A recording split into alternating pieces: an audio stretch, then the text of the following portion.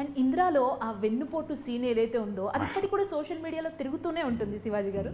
మీరు చూసారా ఎప్పుడైనా సోషల్ మీడియా స్క్రోల్ చేసినప్పుడు ఆ సీన్ ఎక్కువగా? అది కాదు, నా సోషల్ మీడియాలో రాస్తుంటారు శివాజీ ఇంద్ర. నాకు ఈవెన్ బిగ్ బాస్కి వెళ్ళినప్పుడు కూడా ఆ పిల్లలు మెన్షన్ చేస్తారు అనమాట. ఫస్ట్ వచ్చిన మీరు ఇంద్రాల పాత్ర మాకు చాలా ఇష్టం అండి.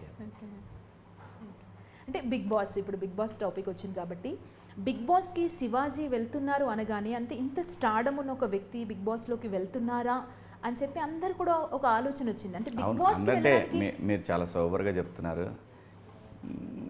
పోయినా ఉంటాడా, 4 రోజుల కన్నా ఉండడు అన్న కామెంట్స్ కూడా మీకు వచ్చాయా? చాలా చాలా నాకు తెలుసు అంటారని, నాకు తెలుసు అంటారు. ఈవెన్ మా ఇంట్లో కూడా ఎందుకు ఇప్పుడు బిగ్ బాస్కి అవసరమా, ప్రజలకు తెలియాలి మనం ఏంటో, మన క్యారెక్టర్ ఏంటో. ఆ ఎక్స్పీరియన్స్ మీకు ఎట్లా ఉంది? Bigg Boss experience wonderful experience, life time.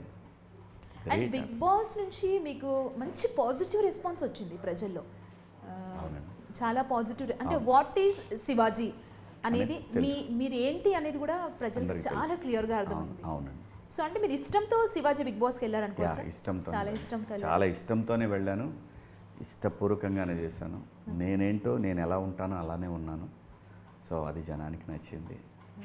So నేను అంటే విన్నింగ్ విషయంలో బిగ్ బాస్ విన్నింగ్ అనేది నాకు పెద్ద మ్యాటర్ కాదు. మీరు ప్రజలని అది వాళ్ళ హృదయాలను గెలుచుకోవడం ఇంపార్టెంట్. అలాగే ఎక్కడో పల్లెటూరు నుంచి వచ్చినాడు, ఆరాట పడుతున్నాడు, ఎందుకు సపోర్ట్ చేయకూడదు వాడికి, చేద్దాం. పల్లవి ప్రశాంత్. సో ఇప్పటికి అంటే ఒక సాఫ్ట్ వేలో వెళ్ళిపోయారా అలా? నాకు ఒక టాలెంట్ కూడా, వెరీ గుడ్ ప్లేయర్. సో వాడికి కావాల్సింది ఏంటి? సపోర్ట్. నా కాన్సెప్ట్ ఒకటే అండి ఇప్పుడు లైఫ్లో, అది నీకన్నా ఉపయోగపడాలి, నీ చుట్టుపక్కల వాళ్ళకి ఉపయోగపడాలి, కానీ ఎవరొకరికి ఉపయోగపడాలి. That is my concept.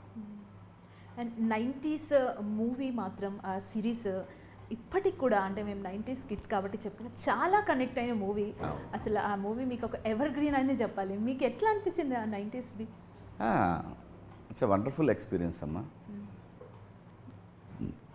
Family, పిల్లలు ఆ రోజు ఎట్లా ఉండేవాళ్ళు, నాస్టాలజీ అంతా. సో అంటే ఇప్పుడు అది సీక్వెల్ కూడా అంటున్నారు కదా, అది ఎప్పుడు ఉంటుంది? జూన్ జూలైలో స్టార్ట్ అవుతుంది. అందులో కూడా ఇంకా మీ క్యారెక్టర్ ఇంకా స్ట్రాంగ్గా ఉండబోతుందా? ఏం ఎక్స్పెక్ట్ చేయొచ్చు ప్రేక్షకులు? సేమ్ ఫన్ నాస్టాలజీ రెండు. ఫన్. ఓకే. ఒక మిడిల్ క్లాస్ మ్యాన్ ఎలా ఉండబోతున్నాడు, పిల్లలు పెద్దగా అయిన తర్వాత ఇంకా ఎలాంటి స్ట్రగుల్స్ ఉంటాయి? అసలు ఎంత ఉంటుందమ్మా. ఒక మిడిల్ క్లాస్ టీచరు